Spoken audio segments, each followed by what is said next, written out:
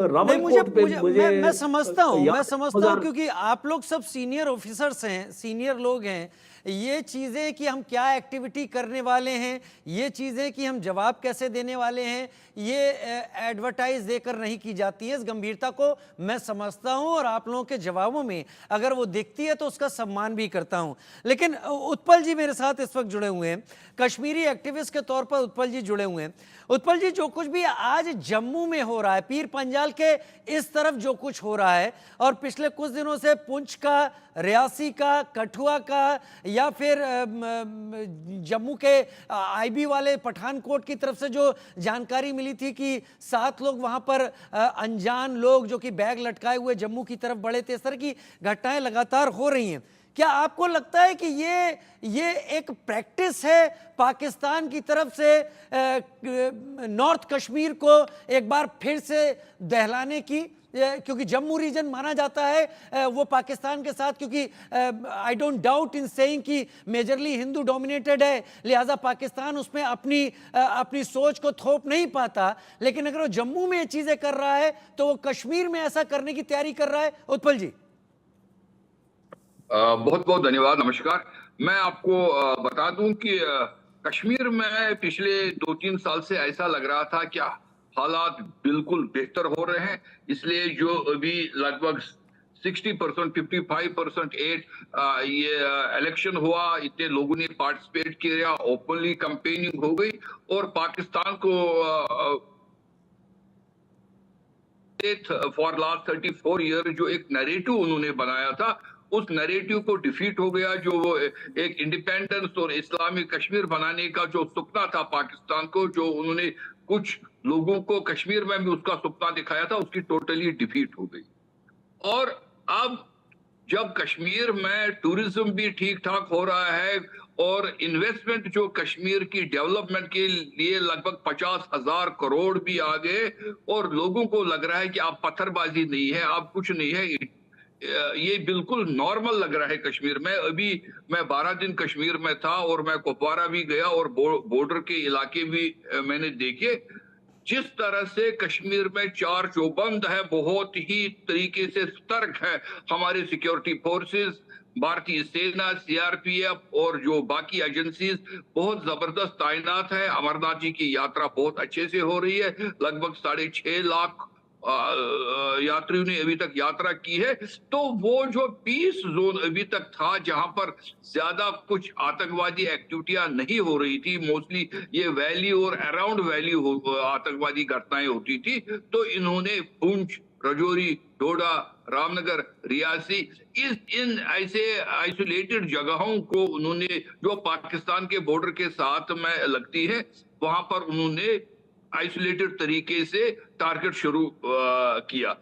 तो वो they are shifting their goal post, अपना गोल पोस्ट जो है वो शिफ्ट कर रहे हैं। लेकिन मेरा जो मानना है वो, क्योंकि मैं पिछले, हम कोई 35 साल से पाकिस्तानी आतंकवाद से त्रस्त नहीं है। अगर हम पंजाब को भी मिला ले तो हम 45 साल से हम त्रस्त हैं पाकिस्तान से, और हमको कोई स्ट्रॉन्ग एक्शन लेनी पड़ेगी। they are Chinese are supporting them, everybody knows that। China उनके साथ में है और चाइना उनको यूज कर रहा है, और पाकिस्तान को लग रहा है कि वो चाइना को यूज कर रहा है क्योंकि उनको उनके आर्म्स, उनका फाइनेंशियल हेल्प और बहुत सारी चीजें हुई। अब ये देख लीजिए, एक जो अभी यूएस ने एक एडवाइजरी निकाली, और एडवाइजरी का मतलब होता है कि कोई भी अमेरिकन या उन कंट्रीज का, यूरोप के कई देशों ने एडवाइजरी दी है कि कश्मीर नहीं जाना है, नॉर्थ ईस्ट नहीं जाना है। उसका मतलब होता है कि अगर कोई अमेरिकन कश्मीर जाए और उनको कुछ हुआ, उनको किसी भी किस्म का इंश्योरेंस नहीं मिलेगा। और कश्मीर को पिछले 34 साल से जो मैं कैलकुलेट कर रहा था, लगभग 1 लाख करोड़ रुपए का नुकसान। और कश्मीर की जनता और कश्मीर के लोग जो टूरिज्म से जुड़े हुए हैं, जिनको टूरिज्म की नॉलेज है, उनको पता होना चाहिए और उनको पाकिस्तान को बिल्कुल नफरत इस बात की करनी चाहिए कि उन्होंने हमारी रोजी रोटी पर कैसे लात मारी। क्योंकि कश्मीर में हर साल 4 से 5 लाख यूरोप और अमेरिका के टूरिस्ट आते हैं।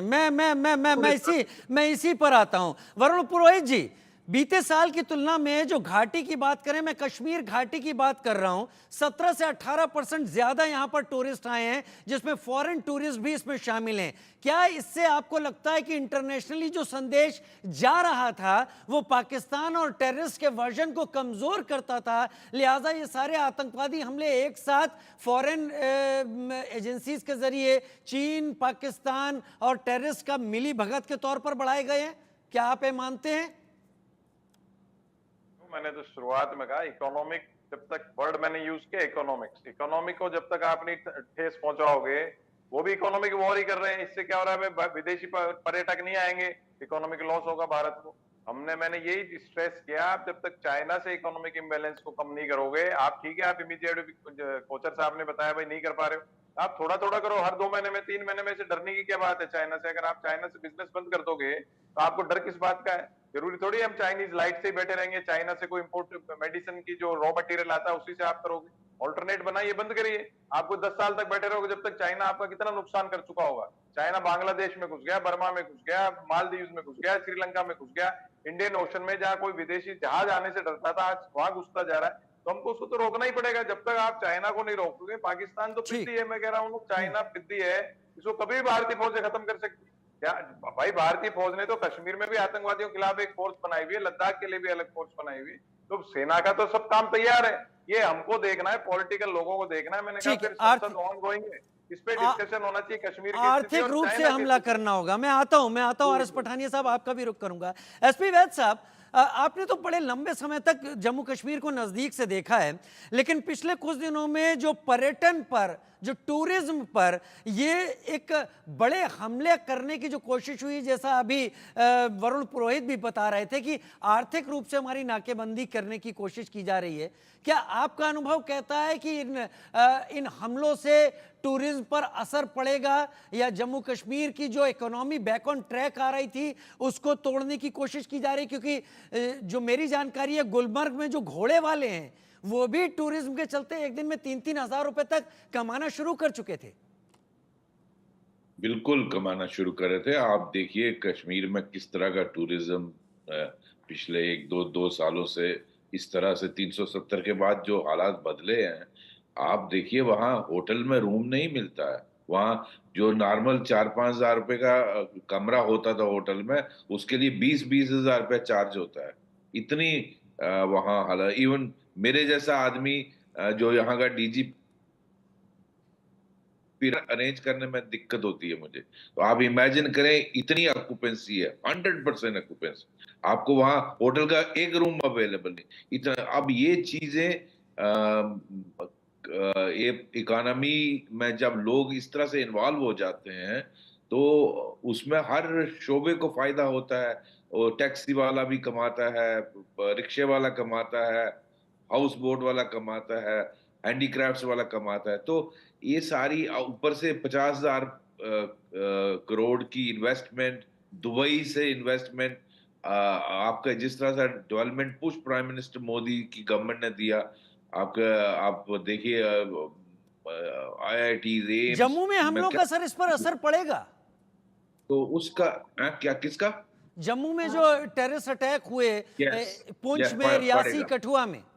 देखिए ऐसा है, जब इस तरह के अटैक होते हैं उसकी न्यूज मीडिया में पूरे इंडिया जाती है और इंटरनेशनल जाती है। आपने जिस तरह से G20 किया, आज आप जो इंटरनेशनल टूरिस्ट देख रहे हैं, G20 का एक क्लियर मैसेज गया और कश्मीर में कि हालात बिल्कुल नॉर्मल हैं, आप आइए। लोगों ने देखा कि हर कंट्री से लोग आए थे उसमें मीटिंग में।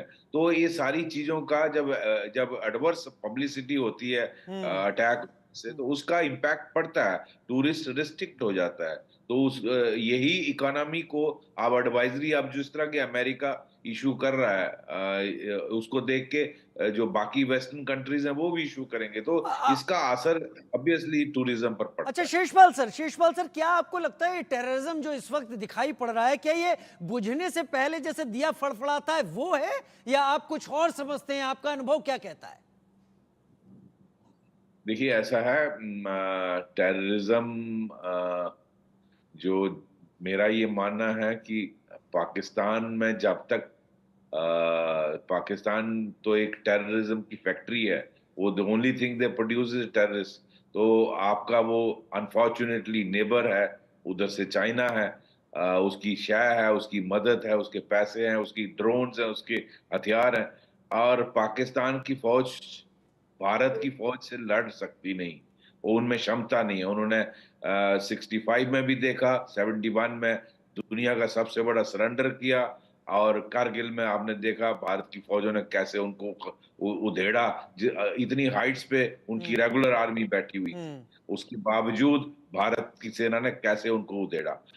हालांकि गवर्नमेंट ऑफ इंडिया की डायरेक्शन थी कि आपने एलओसी क्रॉस नहीं करनी है एयरपोर्ट्स। तो इस स्थिति में जब आपको मालूम है कि ऊपर बैठे हुए हैं और आपके लिए 100% डेथ है, मैं सैल्यूट करता हूं भारत की फौज के उन अफसरों और जवानों को जिन्होंने उस मौत के सामने परवाह नहीं की और अपनी जान की कुर्बानी दी। सर आपने आपने आपने एक बड़ी अच्छी बात कही, मैं बुरा मत मानिएगा, इस पर मेरे दिल में सवाल बहुत पहले से था। आपने कहा कि गवर्नमेंट ऑफ इंडिया ने कहा था एलओसी क्रॉस नहीं करनी थी। क्या ये भारत की बहुत बड़ी गलती थी सर? मैं तो मानता हूं उस वक्त के हालात थे, शायद उस वक्त के honourable prime minister late mister Vajpayee, उन्होंने सोचा कि लिमिटेड वॉर है, इसको वॉर नहीं कहा गया, लिमिटेड कॉन्फ्लिक्ट कहा गया, तो उसको फुल फ्लैज्ड वॉर नहीं माना गया कारगिल को। तो उसमें वो नहीं चाहते थे कि ये फुल फ्लैज्ड वॉर हो जाए। शायद उनके इस फैसले के पीछे, कैबिनेट के इस फैसले के पीछे ये दिमाग में रहा होगा। लेकिन अगर क्रॉस कर लेती सर तो आज हालात दूसरे होते, मानते हैं आप? बिल्कुल बिल्कुल, मैं मानता हूं। बड़ी बात कह रहे हैं वैद साहब। मैं मेजर जनरल राजन कोचर, जंगलों में टेररिस्ट हैं, जम्मू कश्मीर के जंगलों को, जम्मू कश्मीर की टेरेन को आप दो लोगों से ज्यादा बेहतर कोई नहीं समझ सकता। शेषपाल वैद सर मेरे साथ हैं और आप हैं, बहुत बेहतर समझ रहे होंगे। मेरा सीधा सा सवाल है, ये टेररिस्ट बैठे हुए हैं या पाकिस्तानी रेगुलर्स हैं टेररिस्ट के भेष में, ठीक उसी तरह से जैसे कारगिल की पहले पाकिस्तानी आर्मी आकर तोलोलिंग पर या टाइगर हिल पर आकर बैठ गई थी? देखिए, अगर हम कश्मीरी मिलिटेंट्स या टेररिस्ट की बात करें तो हमने ये पहले भी देखा है और हमारा पास एक्सपीरियंस रहा है कि उनमें इतनी क्षमता नहीं है फौज का सामना करने के लिए। और जब भी एनकाउंटर्स हुए हैं, लंबे हुए हैं, और उनको हमने स्ट्रेटजी लेके आए हैं जिसको बोलते हैं शूट एंड स्कूट। इसका ये मतलब है कि फौज के साथ भूल जाओ। हाँ, ये इसको उलझना नहीं चाहते फौज के साथ। ये पहले अपना फायर करेंगे, 2-3-4 अपनी कैजुअलिटीज हो जाएंगी फौज को, और ये भाग जाएंगे। तो इसीलिए अभी जो, और इनकी जो ट्रेनिंग भी है, अब आप देखिए जंगलों में महीने से ये लोग रुके हुए हैं और इनको लोकल सपोर्ट भी बहुत मिल रहा है। तो जो हमारा मेन फोकस होना चाहिए, ये जितना भी लोकल पॉपुलेशन है जो इनको सपोर्ट कर रही है, हमारे अपने लोग हैं जो गद्दारों की तरह अपना काम कर रहे हैं, और इनको पूरा इसको लॉजिस्टिक सप्लाई इसको मिल रहा है। और हाल ही में हमने ऐसे काफी लोगों को पकड़ा भी है, और ये एनिमी एजेंट एक्ट भी निकला है उसके लिए कि भाई इसके अब स्ट्रॉन्ग एक्शन हमको इसको लेना है, बिकॉज एनिमी एजेंट एक्ट में या तो उम्र कैद है या तो फांसी है, तो और कोई उसमें पनिशमेंट ही नहीं है। तो इससे एक डेटरेंस मिल रहा है। बट हमको अपनी जो ये एरियाज हैं, हमको अपना इंटेलिजेंस का अपना सिस्टम है, उसको हमको मजबूत करना होगा। और मेरे ख्याल से, मेरी भी जानकारी है कि आर्मी का वो नेटवर्क शायद कहीं लूज हुआ है, ढीला पड़ा है। आरएस पठानिया, सीज फायर हम इस वक्त चल रहा है भारत पाकिस्तान के बीच में, ये सीज फायर क्या हमारे हाथ रोक रहा है? क्योंकि पाकिस्तान तो नॉन स्टेट एक्टर्स कह के अपने हाथ झाड़ लेता और कर वही रहा है जो पाकिस्तान चाहता है। हम क्यों ढो रहे हैं सीज फायर को? ऐसा है कि मैंने कहा कि एक निर्णायक लड़ाई भारत आतंकवाद के विरुद्ध लड़ रहा है, जिसका बहुत बड़ा, मैं आपको रोकना नहीं चाहता, लेकिन ये क्यों नहीं माना जाता है कि एक भी ड्रोन अगर एलओसी पार करके इधर आता है तो वो सीज फायर वायलेशन है, एक भी टेररिस्ट इधर आता है तो वो सीज फायर वायलेशन है। बंदूकों का गरजना या खामोश होना, यही क्यों सीज फायर से जोड़ा जाता है? जी, मैंने कहा आपको, आपकी बात बिल्कुल ठीक है। पाकिस्तान बार-बार इस सीज़ फायर का उल्लंघन भी कर रहा है और इस सीज़ फायर जो डिक्लेरेशन है दोनों तरफ से बायलैटरल, इसका नाजायज फायदा भी ले रहा है। मैं आपको बता दूं कि इस बार का जो केंद्र सरकार ने जो बजट इस बार पास किया है, सबसे बड़ी जो एलोकेशन 4,54,000 करोड़ का जो एलोकेशन है वो डिफेंस को दिया गया है। जिसका मतलब कि मैंने कहा कि भारत के नागरिकों की रक्षा और सुरक्षा सरकार के लिए प्राथमिकता है। अब जो एक सेंटिमेंट उभर के आ रहा है, जैसे आप बता रहे हैं, इस सेंटिमेंट में डिटेल मैं आपको बता दूं कि सबसे पहले किस स्तर पे, किस लेवल पे और किस, जिसे कहते हैं एक वजन का, किस वेट का, किस दिशा के कदम उठाए जाने, मैं आश्वस्त करना चाहूंगा पैनल को और दर्शकों को भी कि हर लेयर पे, हर दिशा पे, हर स्तर पे और हर वजन के, जिसे कहते हैं, चलिए वो बहुत कदम अच्छा, उठाए जाएं। कदम उठाए जाएंगे। एक मैंने बार कहा हमारे यहाँ दर्शक पे भी आश्वस्त हो जाएंगे। एसपी वैद सर, पाकिस्तान कौन सी भाषा समझता है? आपका लंबा अनुभव रहा है। Pakistan, Pakistani rangers, Pakistani army, Pakistani think tank या आईएसआई, ये कौन सी भाषा समझते हैं और हम उस भाषा में बात क्यों नहीं करते? देखिए, पाकिस्तान को मैं कहता हूँ रोग स्टेट है और वहाँ सारा कुछ रावलपिंडी से चलता है। और पाकिस्तान लैंग्वेज तो वही समझता है जो आपने 71 में की, जो आपने 65 में की या जो कारगिल में की। उसको जब तक उनकी आर्मी को हिट नहीं करोगे, जब तक उनके अंदर नहीं हिट करोगे, they don't understand, they have no moral. उनका, वो अपने लोगों से झूठ बोलते हैं। उनके जनरल बिजनेसमैन ज्यादा है, वो डॉलर देख के कुछ भी करेंगे। वो चाहे डॉलर चाइना दे दे या यूएसए दे दे।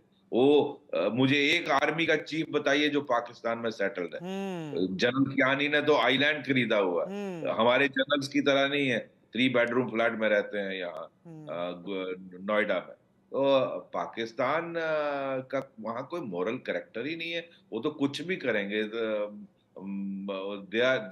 उनकी army is for sale, dollar फेंकिए, जो मर्जी करवा लीजिए। सर एक सेंटेंस तो में बताइए क्या ऐसा करना चाहिए? वो कौन सी लैंग्वेज समझता है और हम उस लैंग्वेज का इस्तेमाल कैसे करें? hit them hard where it hurts them. Exactly, hit them and hit them hard where it difficult, where it gives them problem. और पाकिस्तान को इस लैंग्वेज को समझाने में अगर हमें वक्त लग रहा है तो बिना किसी दिक्कत के ये कहना होगा कि कहीं बहुत तैयारियों में ही कोई खोट है, क्योंकि ये बड़े अधिकारी अगर सीधा इशारा कर रहे हैं तो हल उसी रास्ते से होकर जाता दिखता है। बहुत शुक्रिया, आप सभी खास मेहमानों ने वक्त निकाला, हमारे साथ आप लोग जुड़े देश का सवाल। और अब बात पाकिस्तान से धार्मिक